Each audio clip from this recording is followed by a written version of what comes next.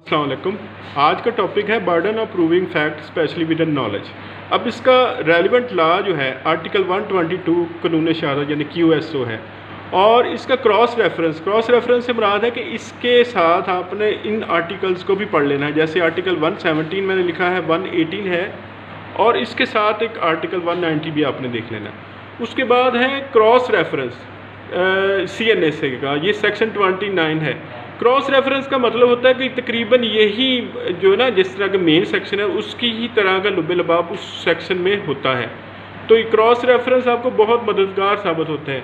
For Indian viewers जो है, Indian evidence act का सेक्शन यानी 1872 जो उनका एक्ट था, उसका सेक्शन 106 है। अब इसके वर्डिंग हम देख लेते हैं। When any fact is specially within the knowledge of any person, the burden of proving that fact on is upon him। कि जब कोई शख्स ख़ास वाक़े के मतलब ये कहता है कि ये मेरे सिर्फ ये नॉलेज में है, तो उसको साबित करना पड़ेगा कि वो जो वाक़या हुआ है। तो इसकी इलस्ट्रेशन है कि एक शख्स पर इल्ज़ाम है कि वो ट्रेन में बगैर टिकट सफ़र कर रहा था।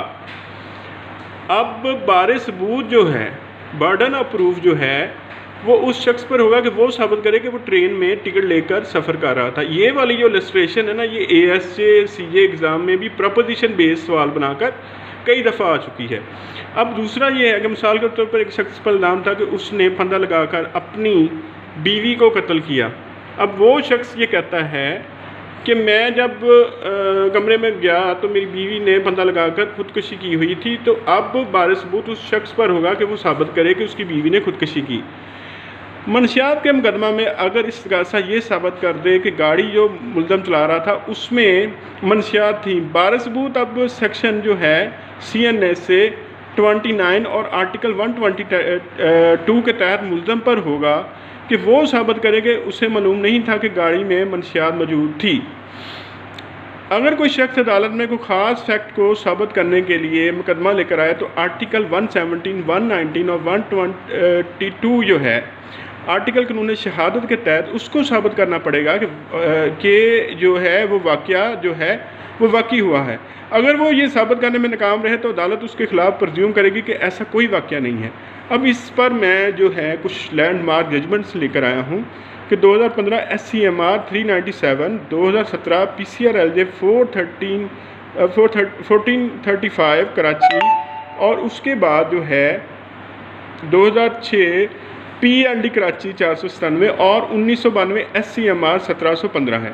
तो ये हमारा आज का टॉपिक था कि मैं इसको दोबारा एक दफ़ा रिवाइज़ कर देता हूँ कि बर्डन ऑफ प्रूफ जो है, बारे सबूत है, ये 170 से लेकर 129 तक ये पूरा टॉपिक है। उसमें ये आर्टिकल 122 ये कहता है कि कोई शख्स अगर अदालत में किसी वाक़े के मतलब ये कहे कि जी ये स्पेशल मेरे नॉलेज में है, तो उस शख्स को साबित करना पड़ेगा कि ये वाकई ही ये वाक़या हुआ है।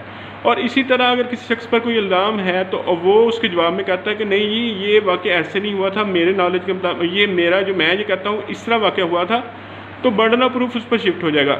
लेकिन एक बात याद रखनी है कि इनिशियल बर्डन ऑफ प्रूफ जो होता है वो हमेशा इस्तिगासा पर होता है। इस्तिगासा ने behind the reasonable doubt, behind the shadow of doubt, और यानी और उसके अलावा ये है कि एक प्रूडेंट माइंड के सामने ऐसा ठोस सबूत रखना कि एक आम शख्स का जो है, जो आम माइंड रखने वाला शख्स है, वो भी उन शहादतों को देखे तो वो कहे कि जी मुल्ज़म वाकई गिल्टी है। तो इस्तिगासा ने जो है केस साबित करना होता है। ये स्टैंडर्ड ऑफ प्रूफ इसको कहते हैं कि वो हमेशा जो है वो इस्तिगासा पर रहता है। लेकिन अगर कोई शख्स जो है, अगर मुल्ज़म है, वो अदालत में आकर ये कहता है कि ये जो मुझ पर इल्ज़ाम है ना, ये इस तरह वाक़या नहीं हुआ, ये वाक़या तो इस तरह हुआ था, तो उसे साबित करना पड़ेगा कि ये वाक़या जो जिस तरह वो कह रहा है कि वो सही है, और दूसरा इस्तिगासा जिस तरह कह रहा था वो उस तरह वाक़या नहीं हुआ। तो आज का ये टॉपिक था आर्टिकल 122। ये बहुत अहम आर्टिकल है कि जो ये कहता है कि जी जो शख्स अदालत में कोई भी वाक़या, कोई भी ख़ास क्लेम लेकर आए और कहे कि जी ये जो मैं कह रहा हूँ ये ठीक है, तो आर्टिकल 122 और उसके साथ 117, 118 और 119 जो है कानून शहादत, उसको ही साबित करना पड़ेगा। और सेक्शन 29 और इसके साथ सेक्शन 30 जो CNSA है, वो भी ये है कि वो सेक्शन 30 जो है वो कहता है कि डॉक्यूमेंट जो है अगर किसी शख्स के नॉलेज में कि किसी शख्स के पास से कुछ documents regarding CNSA control narcotics जो है वो वसूल होती हैं तो वारिस सबूत उस पर होगा।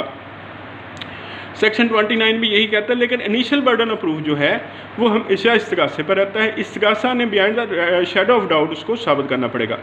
तो मुझे उम्मीद है कि आज का लेक्चर आपको पसंद आएगा। आप कमेंट सेक्शन में ज़रूर बताएंगे और मेरे चैनल को सब्सक्राइब करेंगे और इसको शेयर करेंगे। Thank you so much.